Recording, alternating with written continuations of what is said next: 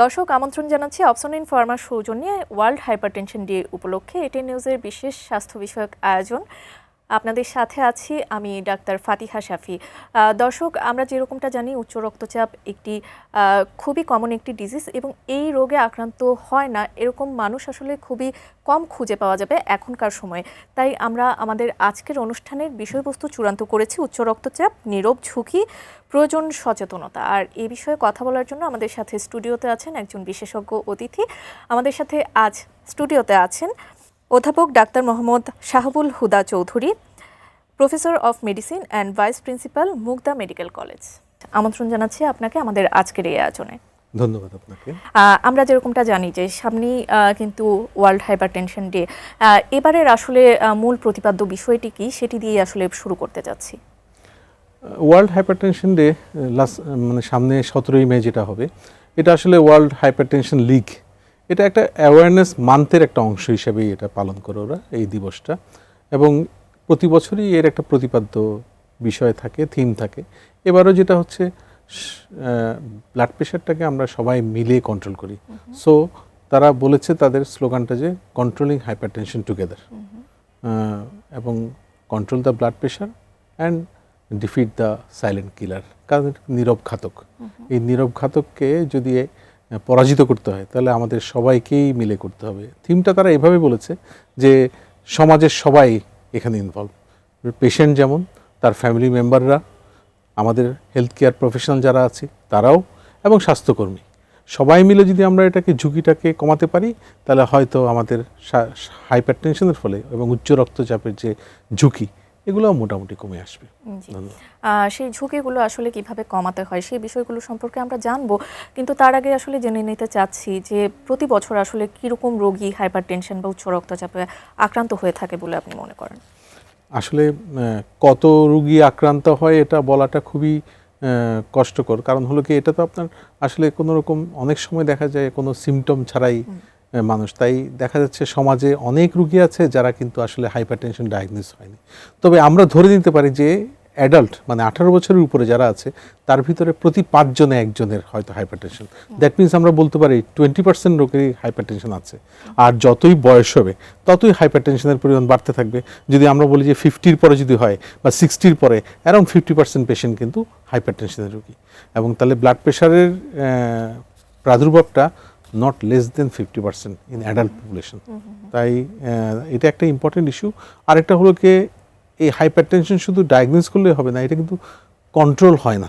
দেখবেন যে যাদের ডায়াগনোস আছে তাদের ভিতরেই দেখা যায় 3 ভাগের 1 ভাগ, মানে অ্যারাউন্ড 40% রোগী কিন্তু কন্ট্রোল হয় না। পরিমাণ মতো ওষুধ খাচ্ছে, লাইফস্টাইল কন্ট্রোল করছে, কিন্তু কন্ট্রোল হচ্ছে না। তাই এই কন্ট্রোলটা কেমন করে ইমপ্রুভ করা যায়, এটার জন্য শুধু পেশেন্টদেরকে না দিয়ে, চাপ না দিয়ে, আমরা মনে করি যে সবাই মিলে যদি আমরা এগিয়ে যাই তাহলে হয়তো এই কন্ট্রোলটা আরেকটু ইমপ্রুভ করতে পারে। জি, এই যে একটি রেশিওর কথা বললেন, সেটা কিন্তু হিউজ একটি রেশিও আপনি বললেন, সেটির পেছনে আসলে কি কি কারণ থাকতে পারে বলে আপনি মনে করেন? হ্যাঁ, কারণটা আমরা যখন প্রায় 30 বছর আগে পড়ালেখা করেছি তখন আমাদের মনে হতো যে 95% কেসের কিন্তু হাইপারটেনশনের কারণ জানি না আমরা, ফলে এসেনশিয়াল হাইপারটেনশন, আর মাত্র 5% কেস আমরা কারণ জানতাম। কিন্তু দিন যত আগাচ্ছে কিন্তু এই যে আননোন কারণ এগুলো কিন্তু বের হয়ে আসতেছে। তাই দেখা যাচ্ছে যে এন্ডোক্রাইন হাইপারটেনশন মানে হরমোনজনিত হাইপারটেনশন, আমরা আগে জানতাম যে ডায়াবেটিস মেলাটাস, হাইপোথাইরয়েডিজম, হাইপারথাইরয়েডিজম এইসব রোগ থাকলে হাইপারটেনশন হয়, কিন্তু এখন দেখা যাচ্ছে কিডনির সাথে একটা অ্যাড্রেনাল গ্ল্যান্ড আছে, সেটাও কিন্তু হাইপারটেনশনের অন্যতম কারণ। বলা হচ্ছে এই আননোন কারণের ভিতর প্রায় 15-20% রোগী আসলে এই অ্যাড্রেনাল গ্ল্যান্ডের জন্য, যেটা কিন্তু আমরা আগে জানতাম না। ঠিক তেমনি আর কিছু আছে যে আমাদের মানে জীবনযাত্রার যে ঝুঁকিগুলো, যেমন আমরা অতিরিক্ত লবণ খাওয়া, তারপর হলো ওবেসিটি, আরেকটা ইম্পর্টেন্ট ইস্যু যেটা বাড়ছে। যেখানে 20 বছর আগেও এত ওবেসিটি ছিল না, এখন তো ওবেসিটির পরিমাণ অ্যারাউন্ড 6%, আর শহরাঞ্চলে তো বাচ্চাদের ক্ষেত্রে ওবেসিটি অনেক বেশি। তাহলে ওবেসিটি একটা। তারপর হলো খাদ্যাভ্যাস। আপনি দেখেন যে আপনি যদি আগের সাথে তুলনা করেন দেখবেন যে এই রেস্টুরেন্টের সংখ্যা অনেক বেড়ে গেছে।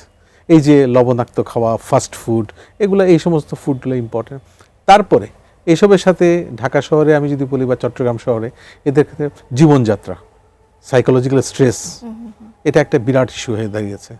মানে নিয়মিত ঘুমানো, শারীরিক পরিশ্রম করা, এগুলোর অবহেলা, ওজন বাড়া, মানসিক বিষণ্ণতা, এগুলো অনেক কারণ। তাই শুধুমাত্র হাইপারটেনশনের জন্য শুধু কারণ, বেশিরভাগ ক্ষেত্রে কারণ জানা যায় না, কিন্তু আমাদের মনে হচ্ছে যেন এই সমস্ত কারণগুলো, আমাদের জীবনযাত্রার সাথে রিলেটেড কারণগুলো তার ব্লাড প্রেশার হওয়া এবং ব্লাড প্রেশার কন্ট্রোল না হওয়ার জন্য এবং অন্যান্য ঝুঁকির জন্য কারণ হয়ে দাঁড়িয়েছে। আপনি যেরকমটা বলেছেন যে আসলে অনেক সময় আসলে রোগীরা কিন্তু রিজন বুঝতে পারে না যে সে হাইপারটেনশনে আক্রান্ত, সেই সিমটমসও আসলে সে দেখে না। তাহলে কি কি লক্ষণ বা উপসর্গ থাকলে একজন রোগী মনে করতে পারে যে সে হাইপারটেনশনে আক্রান্ত? হ্যাঁ, পেশেন্ট মনে করতে পারে যে অনেক সময় দেখেন নন স্পেসিফিক কিছু সিমটম, যেমন ধরুন না ঘাড়ের পিছনে ব্যথা করছে, ঘুমের পরিমাণটা কমে গেছে, মাথা ব্যথা, মাথা ঘোরানো, বমি বমি ভাব, এবং কিছু মনোযোগের অভাব, এই সমস্ত সমস্যাগুলো, ডিপ্রেশন, কাজের প্রতি কর্মস্পৃহা হারিয়ে যাওয়া, এগুলো কিন্তু অনেকটা ইনডাইরেক্ট কজ অফ হাইপারটেনশন, মানে হাইপারটেনশন একটা সিমটম নিয়ে এসে প্রেজেন্ট করতে পারে। তবে আমার কাছে মনে হয় স্বাস্থ্যকর্মী যারা আছেন, যারা ডাক্তাররা আছেন, অথবা যে কোনো স্বাস্থ্যকর্মী যদি মনোযোগ দিয়ে একটু ব্লাড প্রেশারটা মাপে যে কোনো সময়, রুটিন স্ক্রিনিংয়ের সময়, তাহলে কিন্তু অনেকটুকু ব্লাড প্রেশারের রোগীগুলো, হাইপারটেনশনের রোগীগুলো আমরা কিন্তু আমাদের স্ক্রিনিংয়ের আওতায় নিয়ে আসতে পারি। কারণ আমি যদি আর্লি ডায়াগনোস করতে পারি, সবার যে ট্রিটমেন্ট লাগবে এমন কোনো কথা নেই, কিন্তু আর্লি যদি ডায়াগনোস করতে পারি, তাহলে তাদেরকে যদি আমি ঝুঁকিটাকে বোঝাতে পারি, তার জীবনযাত্রা যদি ঠিক করতে পারি, তাহলে কিন্তু এই ব্লাড প্রেশারটা কিন্তু আর নাও বাড়তে পারে, তাহলে সেক্ষেত্রে তার ঔষধের প্রয়োজনীয়তা নাও হতে পারে। তাই আমাদের উচিত হবে সিমটম থাকবে বা না থাকুক, 18 বছরের উপরে যদি একটা পেশেন্ট যদি আমাদের কাছে আসে, কারণ আমরা অ্যাডাল্ট পপুলেশনে ডিল করি, তো আমরা মনে করি যে প্রত্যেকেরই মনোযোগ দিয়ে ব্লাড প্রেশারটা মাপা উচিত। ব্লাড প্রেশার মাপার যে বিষয়টি বললেন, সেই ব্লাড প্রেশার মাপার আসলে পরিমাপটি ঠিক কেমন হওয়া উচিত? ব্লাড প্রেশার মাপার মানে খুবই সহজ একটা উপায়, যদি সাধারণের কথা বলা হয়, তাহলে আমার কথা হচ্ছে না, ব্লাড প্রেশার মাপাটা সবচেয়ে কঠিন আমার কাছে মনে হয়। কারণ আমরা দেখতে পাই যে বেশিরভাগ ক্ষেত্রে ব্লাড প্রেশার মাপার জন্য কোনো রকম প্রিরিকুইজিট, মানে সে যে একটু রেস্ট নিবে, সে চা খেয়ে এসেছে, ধূমপান করে এসেছে, তারপর ব্লাড প্রেশার হাতটা বাড়িয়ে দিল ডাক্তারের কাছে, ব্লাড প্রেশার দেখা গেলো অনেক বেশি, তাহলে তো এটা হচ্ছে না। তাই আমাদেরকে ব্লাড প্রেশার মাপতে গেলে তাকে প্রিরিকুইজিট অনুযায়ী তাকে রেস্টে থাকতে হবে, স্মোকিং বন্ধ রাখতে হবে, কফি চা খাওয়া যাবে না, এবং একটা অফিস সেটআপে একটা সুন্দর পরিবেশে তার ব্লাড প্রেশার মাপতে হবে, এবং একবার না, অ্যাটলিস্ট 3 বার ব্লাড প্রেশার মাপতে হবে। 3 বার ব্লাড প্রেশার মাপার পর তার গড় ব্লাড প্রেশার দেখতে হবে।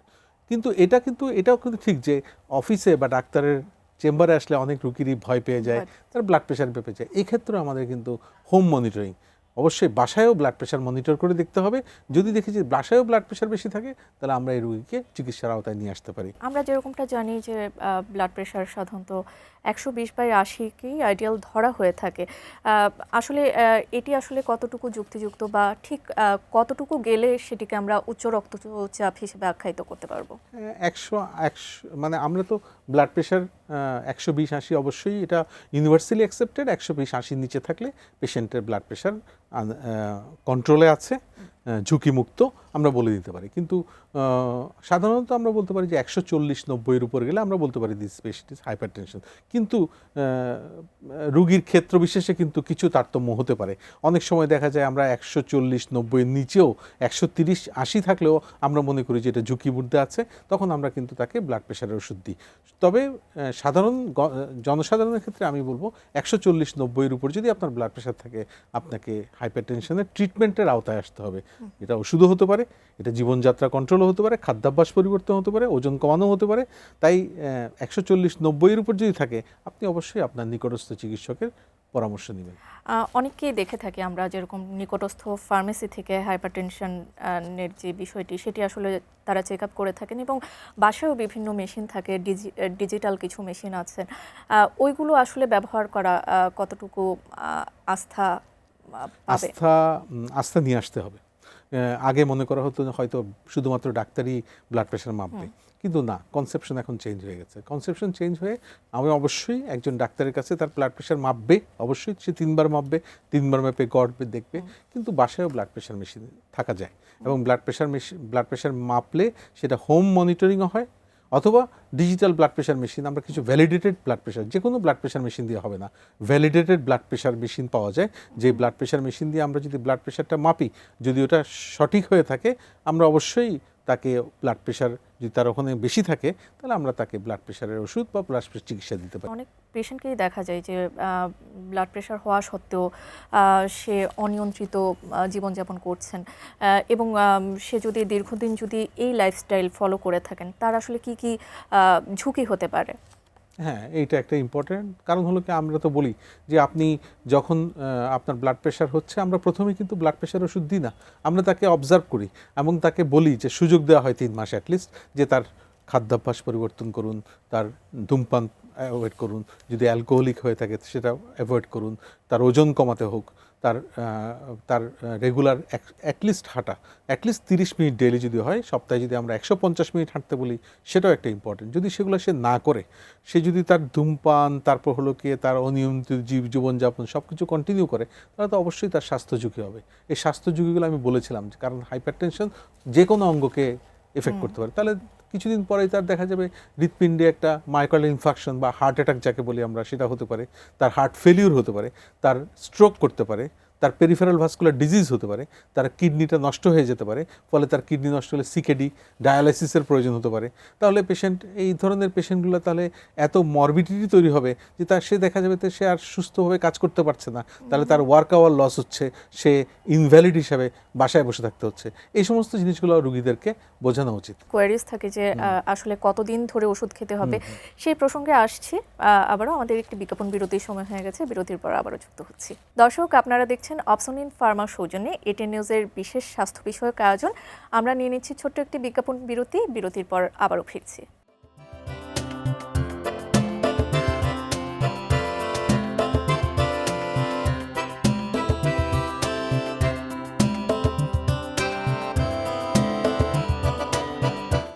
বিজ্ঞাপন বিরতির পর আবারও আমন্ত্রণ আমাদের আজকের এই আয়োজনে। আমরা কথা বলছি উচ্চ রক্তচাপ, নীরব ঝুঁকি, প্রয়োজন সচেতনতা সৌজন্যে রয়েছে অপসনিন ফার্মা। বিজ্ঞাপন বিরতিতে যাবার আগে আমরা ডায়াগনোসিসের বিষয়াদি নিয়ে কথা বলছিলাম। এবার যদি আমরা চিকিৎসায় চলে যাই, আসলে কিভাবে চিকিৎসা দিয়ে থাকেন আপনারা রোগীদের? আচ্ছা, ডিপেন্ডস আসলে যেসব পেশেন্টগুলো আসলে কোনোরকম মানে লক্ষণ ছাড়া এসেছে তাদের ক্ষেত্রে এক ধরনের অ্যাপ্রোচ হতে পারে, আরেকটা হতে পারে যারা লক্ষণ নিয়ে এসেছে তাদের জন্য আরেক ধরনের অ্যাপ্রোচ হতে পারে। যারা লক্ষণ ছাড়া এসেছে তাদের ক্ষেত্রে কিন্তু আমরা একটু বলি যে যদি ব্লাড প্রেশারটা যদি খুব বেশি না হয়ে থাকে 140-90-এর কাছাকাছি, আমরা তাকে বলি তার জীবনযাত্রা। বারে বারে আমরা এক কথা বলবো যে কোনো কিছুতে জীবনযাত্রা, তার নিয়মিত খাদ্যাভ্যাস, লবণ অ্যাভয়েড করা, জাঙ্ক ফুডগুলা বিশেষ করে এই যে ফাস্ট ফুডগুলা সেগুলো অ্যাভয়েড করা, প্লাস হলো কি তার স্মোকিং, তারপর হলো তার অ্যাটলিস্ট ডেইলি 30 মিনিট হাঁটা, তার ওজনটা পরিমিত রাখা, তার সে যদি অ্যালকোহলিক হয়ে থাকে তার অ্যালকোহলটা অ্যাভয়েড করা। তাহলে জীবনযাত্রার এই পর্যায়গুলো আমাদেরকে কন্ট্রোল করতে হবে। তারপরেও যদি না হয় বেশিরভাগ ক্ষেত্রে আমরা কিছু ওষুধ ইউজ করি এবং বেশ কিছু ওষুধ আছে সেগুলো আপনার অবশ্যই সেই নিকটস্থ ডাক্তাররাই আপনার পার্শ্ববর্তী ডাক্তাররাই সেগুলো প্রেসক্রাইব করবে। আমার মনে হয় কখনোই কোনো ফার্মেসি বা কোনো রকম কোনো অপচিকিৎসার মুখোমুখি হবেন না।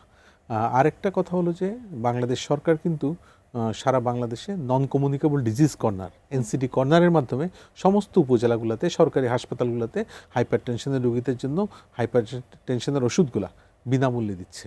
আপনার প্রকৃত গাইডলাইন অনুযায়ী চিকিৎসকরা সেই বিনামূল্যে ওষুধগুলা সবাইকে দেওয়ার চেষ্টা করছে এবং অনেক রোগী আপনার এক্ষেত্রে উপকৃত হচ্ছে। তাই আমি বলবো যে ব্লাড প্রেশারের বেশ কিছু ওষুধ আছে, যেমন এসি ইনহিবিটর আছে, ক্যালসিয়াম চ্যানেল ব্লকার আছে, বিটা ব্লকার আছে, ডায়ুরেটিক্স আছে।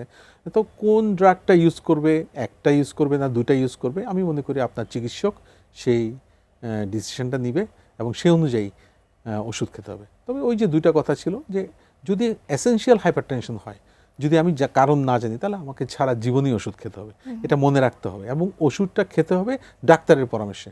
হয়তো হতে পারে ওষুধ বন্ধ করতে হতে পারে, এটা অন্য ঝুঁকি তৈরি হতে পারে, সেই অনুযায়ী আপনার চিকিৎসকই ডিসিশন নিবে আপনার ওষুধ কিভাবে আপনি কন্টিনিউ করবেন। কিন্তু যদি সেকেন্ডারি হাইপারটেনশন হয়, আমি বলবো যে অবশ্যই আপনি পরীক্ষাগুলো করবেন। এই কারণে যদি আপনার কোনো আন্ডারলাইং কোনো কারণ পাওয়া যায়, সেই কারণ যদি রিমুভ করা যায় তাহলে কিন্তু আপনার কিন্তু ব্লাড প্রেশার ওষুধ বেশি দিন লাগবে না, অল্প সময় পরে আপনার ব্লাড প্রেশার ওষুধ বন্ধ করে দিতে পারবেন। সেক্ষেত্রে আপনি ব্লাড প্রেশার ওষুধটা অ্যাভয়েড করতে পারেন। আরেকটা কথা হলো যে যদি আন্ডারলাইং কারণ থাকে, আপনি ব্লাড প্রেশার কিন্তু কন্ট্রোল হবে না। প্রেশারের ওষুধ বারে বাড়তে থাকবে, দেখা যাবে যে পেশেন্টের বিভিন্ন রকম অর্গান ডিসফাংশন ডেভেলপ করছে, চোখের ক্ষতি হচ্ছে, কিডনির ক্ষতি হচ্ছে।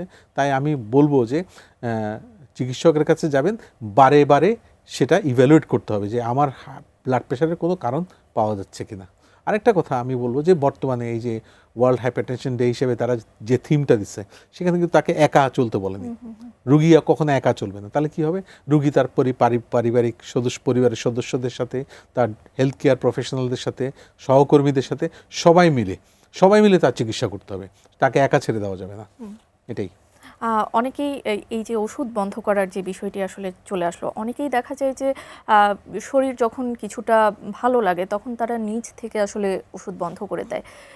এটা আসলে কি কোনো ঝুঁকি ফেলছে কিনা? অবশ্যই ঝুঁকি ফেলছে। কারণ হলো কি, ওষুধ বন্ধ করে দিচ্ছে, কারণ হলো কি আসলে ওরা বলতেও পারে যে হাইপারটেনশনের কি লক্ষণ আছে, আমার হাইপারটেনশন, আমি তো ভালোই আছে, প্রেশার তো কন্ট্রোলই আছে, ছেড়ে দিল, তখনই কিন্তু নাও হতে পারে কিছু। কিন্তু দেখা যায় বেশ কিছুদিন পরে দেখা যায় ব্লাড প্রেশার আস্তে আস্তে বাড়ছে এবং পরবর্তীতে ওই ঝুঁকিগুলো আবার শুরু হয়ে গেলো, হার্ট অ্যাটাক করে গেল, স্ট্রোক করে গেল, কিডনিটা নষ্ট হয়ে গেল।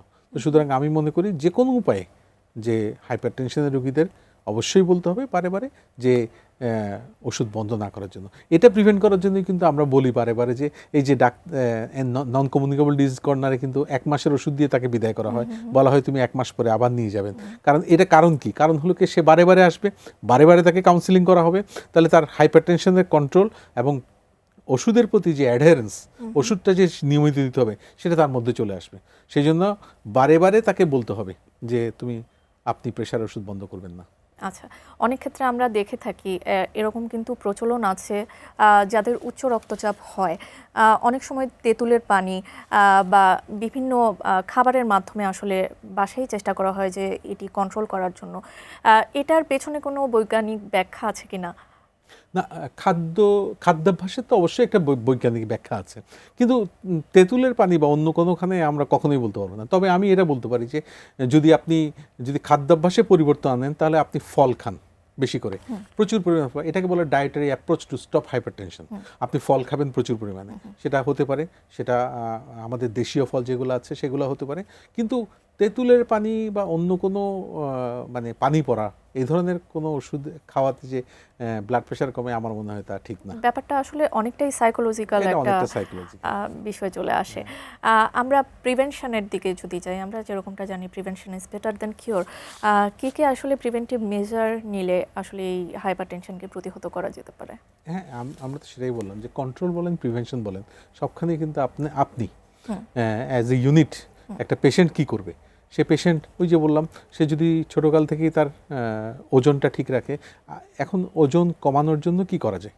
একটা বাচ্চা, আমি যদি ঢাকার যে ইংলিশ মিডিয়াম বা অন্যান্য স্কুলের খেলার মাঠ নেই, ফিজিক্যাল অ্যাক্টিভিটি নেই, ফলে কিন্তু বাচ্চাগুলো ওবেস হচ্ছে। এই বাচ্চাগুলো কিন্তু 20-25 বছর বয়সে গিয়ে হাইপারটেনশনের রোগী হয়ে যাচ্ছে। তাহলে আমি যদি প্রিভেনশন করতে চাই, তাহলে আমার যেমন দায়িত্ব আছে, রাষ্ট্রেরও দায়িত্ব আছে। আমার দায়িত্ব কি?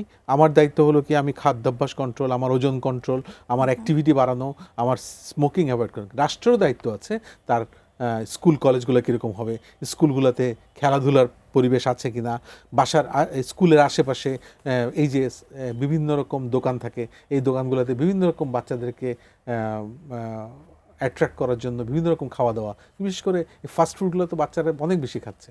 সুতরাং আমি মনে করি রাষ্ট্রকে তার দায়িত্ব নিতে হবে, একটা আইনি কাঠামোর ভিতরে নিয়ে আসতে হবে সবাইকে, এবং আমাদেরও দায়িত্ব থাকবে ইন্ডিভিজুয়াল, যে আমাদের খাদ্যাভ্যাস এবং লাইফস্টাইল চেঞ্জ করে আমার ঝুঁকি কমাতে হবে। আচ্ছা, আমরা যদি একটু পেরিফেরির দিকে আমরা চলে যাই, সেখানে আসলে পর্যাপ্ত পরিমাণে ডাক্তার আছেন কিনা, এই যারা প্রান্তিক পর্যায়ে যারা লোকজন আছেন তাদেরকে সেবা দেওয়ার জন্য এই ক্ষেত্রে? হ্যাঁ, বর্তমান সরকারের নীতি হলো কি, তারা প্রাইমারি হেলথ কেয়ারকে ইমপ্রুভ করতে যাচ্ছেন। প্রাইমারি হেলথ কেয়ারকে ইমপ্রুভ করা মানে হলো কি, প্রত্যন্ত অঞ্চলে চিকিৎসক বা চিকিৎসা সেবা দেয় চিকিৎসা কর্মীদের মানে চিকিৎসা কর্মীরা যেন রোগীর কাছে যেতে পারে সেই ব্যবস্থা করা। তাহলে কি হবে, তাহলে আমরা যদি সরকার ইমিডিয়েটলি বলেছে যে 1 লাখ স্বাস্থ্যকর্মী নিয়োগ দিবে, তাহলে 1 লাখ স্বাস্থ্যকর্মী যদি সারা বাংলাদেশে নিয়োগ দেওয়া হয়, অবশ্যই স্বাস্থ্যকর্মীরা অবশ্যই পেশেন্টের বাসায়, পেশেন্টের আশেপাশেই থাকবে, তাহলে রুগীরা আপনার এই স্বাস্থ্যকর্মীদের সংস্পর্শে আসতে পারবে, তাহলে একটা গেল। আবার আমাদের ডাক্তাররা যারা আছে, যদিও বলেন যে বাংলাদেশ ছোট দেশ, কিন্তু বাংলাদেশে কিন্তু চিকিৎসকদের পরিমাণ অনেক কম কম্পারেটিভলি, এবং বেশিরভাগ ক্ষেত্রে দেখা যাচ্ছে যে পেরিফেরিতে চিকিৎসকদের অনেক সময় অপ্রতুলতা দেখা দেয়, সামাজিক পরিবেশ হতে পারে অথবা বাসস্থানগত পরিবেশ সমস্যা হতে পারে, কিন্তু বেশিরভাগ ক্ষেত্রে কিন্তু আগের চেয়ে অনেক ইমপ্রুভ করেছে, এবং ইমপ্রুভ করে আরও ইমপ্রুভ করা দরকার। আমি মনে করি যে ডাক্তাররা উপজেলা হেলথ কমপ্লেক্স, ইউনিয়ন স্বাস্থ্য কমপ্লেক্সে সেবা দিচ্ছে, এবং ডাক্তাররা তার এর বাইরেও কিন্তু বেসরকারি চিকিৎসা প্রতিষ্ঠানগুলোতে কিন্তু প্রাইভেট প্র্যাকটিসের মাধ্যমে সেবা দিচ্ছে। তাই সেবার ক্ষেত্রে আমার কাছে মনে হচ্ছে খুব বেশি তারতম্য হয় না, কিন্তু সেবা গ্রহীতা যারা, তারা আরও বেশি কনসাস যদি হয়ে থাকে, আরও যদি তারা নিজেদের স্বাস্থ্যকে আরও ভালো রাখতে চায়, তাহলে নিয়মিত ওষুধ খাওয়া, ডাক্তাররা যে অ্যাডভাইসগুলো দেয় সেগুলো নিয়মিত মেনে চললে হাইপারটেনশনের ঝুঁকি অনেকটুকু কমে আসবে। হাইপারটেনশনের রোগীদের মধ্যে কিছু ভুল ধারণা বা মিথ থাকে, সেই মিথগুলো সম্পর্কে একটু আপনার কাছ থেকে একটু জানতে চাইবো। মিথ মানে অনেক সময় মিথেই যে বললেন তেঁতুলের পানি একটা মিথ, এটাও তো না। তারপর হলো কি সারা জীবন প্রেশার ওষুধ খেতে হবে, এটাও ঠিক, মানে খেতে হবে না, প্রেশার কন্ট্রোল হয়ে গেলে বন্ধ করে দিব, তাও উচিত না। তাহলে প্রেশার কন্ট্রোল কন্টিনিউ করতে হবে, এবং বেশিরভাগ ক্ষেত্রে মনে রাখতে হবে আমাকে হয়তো সারা জীবন ওষুধ খেতে হতে পারে, আর বাকিটা ওষুধ বন্ধ করাটা চিকিৎসকের দায়িত্ব। আচ্ছা, এবার একটু আমরা অন্য প্রসঙ্গে যদি আসি, আমরা তো উচ্চ রক্তচাপ নিয়ে কথা বলছি। অনেক ক্ষেত্রেই দেখা যায় যে রোগীরা বলে ব্লাড প্রেশার লো হয়ে গিয়েছে, তো সেক্ষেত্রে লো হয়ে গেলে কি কি মেজারমেন্ট নেওয়া যেতে পারে? না, ব্লাড প্রেশার লো হয়ে গেছে এটা আসলে ঠিক ওভাবে বলা যাবে না, কারণ ব্লাড প্রেশার লো হয় একমাত্র কারণ হলো কি যদি ডায়রিয়া হয়ে যায়, ডিহাইড্রেশন হয়ে যায়, তাহলে হতে পারে ব্লাড প্রেশার। না হলে কিন্তু স্বাভাবিক ক্ষেত্রে ব্লাড প্রেশার লো হয়ে যাওয়া মানে একেবারে কমে যাওয়া আনলাইকলি, একমাত্র কমে যেতে পারে যদি হার্ট অ্যাটাক করে শকে চলে যায়, তাহলে হতে পারে। তাই আমার কাছে মনে হয় এই ধরনের কথাগুলা একটু খেয়াল করে দেখা উচিত, তার চেয়ে বরং দেখা উচিত যে তার সিমটম আছে কিনা। সিমটম মানে হলো কি তার প্রস্রাব কমে যাচ্ছে, তার হাত পা ঠান্ডা হয়ে যাচ্ছে, তার টেকিকার্ডিয়া হচ্ছে, তাহলে যদি হয় তাহলে হতে পারে ব্লাড প্রেশার লো। আরেকটা সমস্যা ব্লাড প্রেশার ওষুধে আছে, যদি দেখা যায় অনেক সময় শোয়া থেকে যখন উঠে দাঁড়ায় তখনই তার মাথা ঘুরে ব্লাড প্রেশারটা কমে যায়, এটাকে বলে পোস্চুরাল হাইপারটেনশন। এটা বেশিরভাগ ক্ষেত্রে কিন্তু ওষুধের জন্যই হয়ে থাকে। তাই আমি মনে করি যদি রুগীরা যদি বলে যে ব্লাড প্রেশার লো হয়ে যাচ্ছে, তাহলে আমি মনে করি এই সমস্ত জিনিসগুলো দেখার পরে আপনার ব্লাড প্রেশারের ওষুধটাকে একটু অ্যাডজাস্ট করে দিলেই হবে।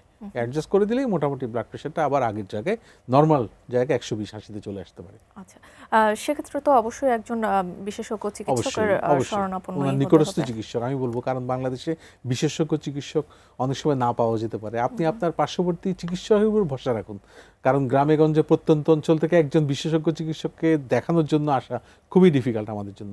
আমি মনে করি আমার চিকিৎসক, আমাদের যে চিকিৎসকরা আমাদের ঘরের দোরগোড়ায় আছে, ওনারা অবশ্যই এই ব্লাড প্রেশার ম্যানেজমেন্টের জন্য খুবই দক্ষ, এবং তারা অবশ্যই পারবে। আচ্ছা, অনেক ক্ষেত্রে আমরা দেখে থাকি যে রোগীরা আসলে কন্টিনিউয়াস ব্লাড প্রেশারের যে ওষুধগুলো সেগুলো খেয়ে যাচ্ছে, এবং সে ডক্টরকে আসলে পরবর্তীতে যে ফলো আপের যে বিষয়টি সেটি করার আসলে প্রয়োজন মনে করেন না, অনেক ক্ষেত্রেই দেখা যায়। তো এই বিষয়টি, ফলো আপের যে বিষয়টি, সেটি সম্পর্কে আপনি কি বলবেন? ফলো আপটা অবশ্যই যে কোনো, ওরা মনে করতে পারে যে ব্লাড প্রেশার ওষুধ দিয়েছে চলে যায়। আমার মনে হয় সেটা ঠিক না, কারণ হলো কি প্রথমে ব্লাড প্রেশার ওষুধ দেওয়ার পর যে তার ব্লাড প্রেশার যে কন্ট্রোল হয়ে যাবে তা তো না, এটা হতে পারে 1 মাস পরে তো দেখা যেতে পারে ব্লাড প্রেশার এখনো বেশি। তাই আমি মনে করি ডায়াগনোসিস হয়ে গেলে প্রথমে কয়েকদিন, কয়েক মাস ফ্রিকোয়েন্ট ফলো আপ, মানে 15 থেকে 20 দিন, 1 মাস পরপরই ফলো আপ করা উচিত। যখনই কন্ট্রোল হয়ে যায় তখন আমরা দেখি 6 মাস, 1 বছর পরপর সে তার ডাক্তারের কাছে ফলো আপ করতে পারে। তাই ফলো আপের বিষয়টা অনেকটা ডিপেন্ড করবে রোগীর অবস্থার উপরে। যদি আমরা আর্লি কন্ট্রোল হয়ে যায় তাহলে আমি 6 মাস থেকে 1 বছর পরপর আসতে পারে, আর যদি দেখা যায় না কন্ট্রোল হচ্ছে না, তাহলে আমি তাকে অবশ্যই বারে বারে আসতে বলবো, অ্যাটলিস্ট ব্লাড প্রেশারটা কন্ট্রোল না হওয়া পর্যন্ত। জি, আমরা একদম শেষ পর্যায়ে চলে এসেছি। আমাদের সাধারণ রোগী যারা আছেন বা আমাদের দর্শক যারা আছেন এটিএন নিউজের, তাদের উদ্দেশ্যে যদি কিছু বলতেন। ধন্যবাদ আপনাকে। আমি দর্শকদের উদ্দেশ্যে বলবো যে আপনারা যারা ব্লাড প্রেশারের রোগী, 17ই মে ওয়ার্ল্ড হাইপারটেনশন ডে, এই উপলক্ষে আমাদের স্লোগানই হলো কি আপনাকে একা ব্লাড প্রেশারের চিকিৎসা করতে হবে না। আপনার আশেপাশে আপনার স্বাস্থ্যকর্মীরা আছেন, আপনার বন্ধুবান্ধবরা আছেন, আপনার ফ্যামিলি মেম্বাররা আছেন, সবাই আপনাকে হেল্প করবে। আপনি অবশ্যই সুস্থ জীবনযাপন পরিমিত জীবনযাপন, রেগুলার হাঁটা, এসব, এবং অবশ্যই ব্লাড প্রেশার ওষুধ নিয়মিত খাবেন। নিয়মিত ব্লাড প্রেশারের ওষুধ খেলে অবশ্যই আপনি ব্লাড প্রেশার যে একটা সাইলেন্ট কিলার, এই ঝুঁকি থেকে আপনি মুক্ত থাকবেন। জি, অসংখ্য ধন্যবাদ আপনাকে আপনার অত্যন্ত মূল্যবান সময়ের জন্য। ধন্যবাদ সবাইকে। দর্শক, আপনাদেরও অসংখ্য ধন্যবাদ আমাদের সাথে এতক্ষণ যুক্ত থাকার জন্য। এই অনুষ্ঠানের মাধ্যমে আমরা উচ্চ রক্তচাপ নিয়ে আলোচনা করেছি। উচ্চ রক্তচাপের চিকিৎসা কী হতে পারে বা আমরা কিভাবে প্রতিহত করতে পারি, সেই বিষয়গুলো কিন্তু আমরা আমাদের আজকের আয়োজনে তুলে ধরার চেষ্টা করেছি। আশা করছি আমাদের আজকের আয়োজন আপনাদের ভালো লেগেছে, আর আপনাদের ভালো লাগলেই আমরা অনুষ্ঠানের যথার্থতা খুঁজে পাবো। আপনাদের জন্য অনেক অনেক শুভকামনা জানিয়ে আজকের মতো আমি ডক্টর ফাতিহা শাফি এখানেই বিদায় নিচ্ছি। সেই পর্যন্ত সবাই ভালো থাকুন, সুস্থ থাকুন, আর অবশ্যই এটিএন নিউজের সাথেই থাকুন।